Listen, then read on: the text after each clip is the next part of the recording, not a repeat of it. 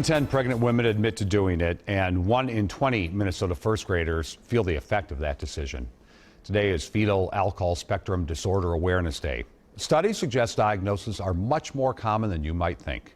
In Health Watch tonight, Liz Collin explains why local families and doctors are leading the way by sharing the tragic proof. One is good, I heard. For years, the medical field says the topic has been twisted. You can have a glass of red wine if you want to. The misinformation pouring into the headlines and posted on social media. It can cause mental issues, disabilities. I would never do it.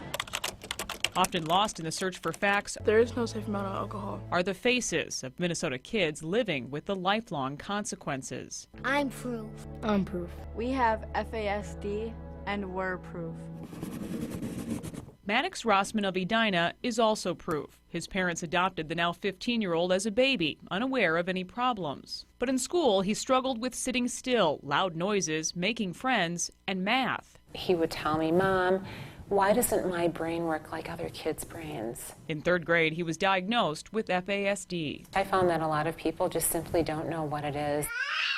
Doctors say it's common for kids with FASD to instead be diagnosed with ADHD or other behavioral disorders. It crosses all demographic lines. Studies show FASD is more common in adopted children and kids in foster care, but a study in Minnesota found that women here most likely to give birth to a baby exposed to alcohol are white, college educated, and making more than $50,000 a year. I feel like we need to now really prioritize what we get into those prenatal visits and what is really an important message to give to patients. An OBGYN at Park Nicollet Women's Center, Dr. Sari Witzke, is committed to the conversation. The baby is looking great. She now brings up what even 1 or 2 alcoholic drinks can do. It's not worth it. It's not worth rolling the dice and risking your baby's long-term health. When a pregnant woman drinks, alcohol passes from the mother's blood to the baby's, potentially killing cells that form the brain and other organs.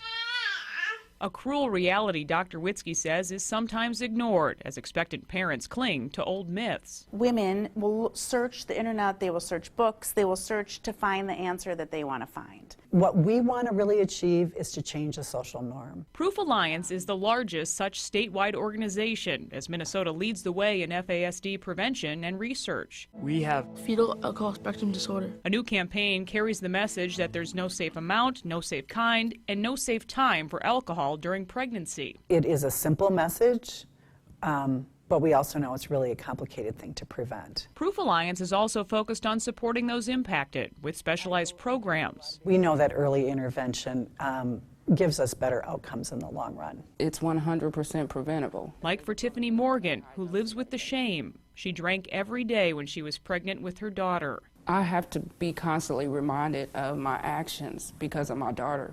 I have to be reminded when my daughter can't make a friend at school. So how can I forgive myself? Morgan says she didn't know the dangers until Nyana's diagnosis in grade school. She now speaks in treatment facilities and early childhood classes, with the hope her honesty spares other families the same heartbreak. I'm not able to help anybody if I keep it to myself. Liz Collin, WCCO 4 News. Next year, advocates will push lawmakers for mandatory FASD screening for all kids entering foster care. Supporters also want them to qualify for brain injury services.